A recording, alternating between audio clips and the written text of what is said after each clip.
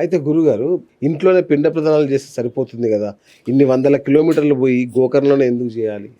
మరి పితృదోషం అనేది అది, ఆ, పితృదోష నివారణ అనేటువంటిది అది, మోక్ష నారాయణ బలి అనేటువంటిదే అది, దాని పేరు అది. ఓకే ఓకే ఏది ఎక్కడ చేయాలో అక్కడనే చేయాలి. ఓకే. మనము ఏటా ఆ తిథి ప్రకారంగా సంవత్సరికం చేస్తూ ఉంటాము వచ్చేటువంటి.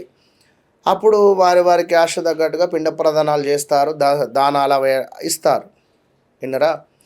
అయినప్పటికీ కూడా వారి జాతకంలో ఏమైనా పితృదోషం ఉన్నా వారు అక్కడికి వెళ్ళి ఒకసారి చేయించుకోవాలి. ఇప్పుడు మనం కూడా ఇంట్లో చేసుకుంటాం, చేస్తూ ఉంటాం.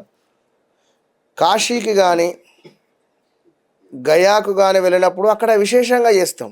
ఓకే. ఇంకా అవును. ఇప్పుడు రెట్టింపు ఫలితం. అధికంగా దగ్గుంది, ఒక ట్యాబ్లెట్ ఒకటే వేసుకోం కదా, గోరువెచ్చని నీళ్ళు తాగుతాం. ఇవన్నీ ఇంకేమైనా 2-3 రకాలుగా, ఒక 2-3 రకాలుగా మనం దానికి సంబంధించిన నియమాలు పాటిస్తాం. అందులో ఇదొకటి.